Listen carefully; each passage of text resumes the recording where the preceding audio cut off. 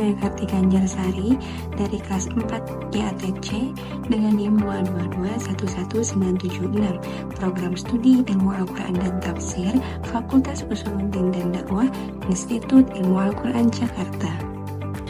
Video ini saya buat untuk memenuhi tugas ujian akhir semester mata kuliah kajian kitab hadis yang diampu oleh Bapak Dr. Sufyan Effendi, SDHIM. Pada kesempatan kali ini, saya akan membahas tentang sejarah kodifikasi hadis dan jenis-jenis kitab hadis. Sudah banyak yang mengetahui bahwa hadis adalah sumber hukum Islam yang kedua setelah Al-Quran, yang berisikan perkataan, perbuatan, ketetapan, dan persetujuan dari Nabi Muhammad SAW yang dijadikan landasan syariat Islam. For your information, ternyata banyak loh jenis-jenis kitab hadis ini. Tapi sebelum kita mengetahui jenis-jenis kitabnya, alangkah baiknya kita mengetahui lebih dulu sejarah pembukuan atau kodifikasi kitab hadis ini. Kodifikasi hadis merupakan upaya penghimpunan tulisan-tulisan hadis yang telah disusun dengan berbagai prosedur hingga terbentuk suatu mushaf resmi yang dapat dijadikan sumber referensi Islamologi yang kredibel dan akuntabel. Kodifikasi hadis yang dimaksud mencakup segala macam model yang dilakukan para ulama hadis sejak diberlakukan perintah pembukuan hingga sekarang. Tradisi penulisan dan penyebaran hadis sebagaimana telah diketahui pada abad pertama Hijriah dari zaman Rasul, Khulafaur Rasyidin hingga abad pertama Hijriah masih bersandar pada hafalan para sahabat dan tulisan-tulisan hadis pribadi dari sahabat yang tersebar dalam beberapa catatan mereka. Kodifikasi hadis pada abad kedua Hijriah ini berawal dari meluasnya dakwah Islam hingga pada daerah-daerah di luar Jazirah Arab, mengakibatkan para sahabat terpencar ke berbagai wilayah dalam menyampaikan risalah kenabian. Terdapat pula kekhawatiran akan lenyapnya hadis seiring dengan wafatnya ulama dari kalangan para sahabat dan tabi'in. Periode abad kedua Hijriah ini dikenal sebagai masa penulisan dan pentadwinan hadis, dimulai pada masa pemerintah Bani Umayyah, Khalifah Umar bin Abdul Aziz, sampai menjelang akhir angkatan pertama dinasti Abbasiyah.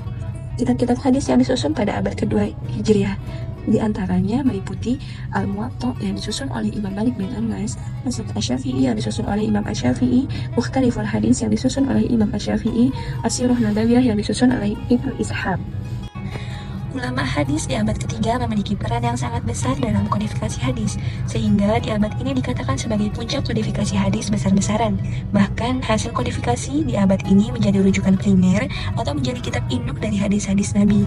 Adapun kitab-kitab induk yang dikodifikasi di abad ini diantaranya kitab Sahih Bukhari, Sahih Muslim, Sunan Abu Dawud, Sunan At-Tirmidzi, Sunan An-Nasai, dan Sunan Ibnu Majah. Keenam kitab ini adalah kitab-kitab yang banyak dikenal oleh umat Islam. Abad keempat sampai ke-6 Hijriah. Periode ini terjadi pada masa dinasti Abbasiyah angkatan kedua, Khalifah Al-Muqtadir sampai Khalifah Al-Mu'tasim. Periode ini disebut masa pemeliharaan, penertiban, penambahan, dan penghimpunan. Periode ini muncul pujangga-pujangga ahli, abad keempat dan seterusnya, yang digelari mutaakhirin. Kebanyakan hadis yang mereka kumpulkan adalah petikan atau nukilan dari kitab-kitab mutakontimin. Di antara kitab-kitab induk yang ditulis di abad 4, yaitu Mustadrak karya Imam Hakim, Sunan Ibnu Hibban, Al-Mu'jam Al-Kabir, Al-Mu'jam Al-Awsat, dan Al-Mu'jam Al-Aswabir karya Imam At-Tabrani. Selanjutnya, kodifikasi hadis abad ke-6 Hijriah sampai sekarang. Sejak Baghdad dihancurkan oleh Ulugh Khan, kegiatan perkembangan hadis berpindah ke Mesir dan India. Dalam masa ini, banyak kepala-kepala pemerintah berkecimpung dalam bidang ilmu hadis.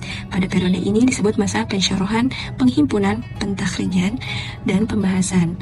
Usaha-usaha yang dilakukan oleh ulama dalam masa ini adalah menertibkan buku-buku hadis, menyaringnya, dan menyusun kitab takhrij dan kitab jami yang bersifat umum.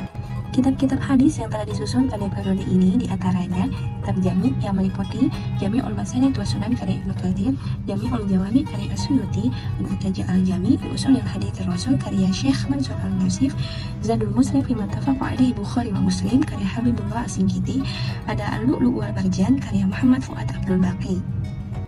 Jenis-jenis kitab hadis di sini ada 11, yaitu kitab Jami', kitab Musnad, kitab Mu'jam, kitab Musannaf, kitab Sunan, kitab Zawaid, kitab Masyakhah, kitab Mustadrak, kitab Atraf, I'al Kitab, dan yang terakhir kitab Mustakhraj. Berikut dapat dilihat klasifikasi kutubus sittah, yaitu 6 kitab induk yang meliputi Sahih Bukhari, Sahih Muslim, Sunan Abu Dawud, Sunan At-Tirmidzi, Sunan An-Nasai, dan Sunan Ibnu Majah. Dinamakan kitab induk dikarenakan kitab ini merupakan rujukan hadis, karena kitab-kitab inilah yang terkenal dan diterima di kalangan umat Islam.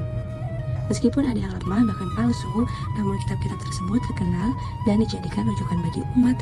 Kitab-kitab tersebut bisa dijadikan rujukan terkait hadis-hadis yang berkaitan dengan hukum, syariat, maupun akhlak.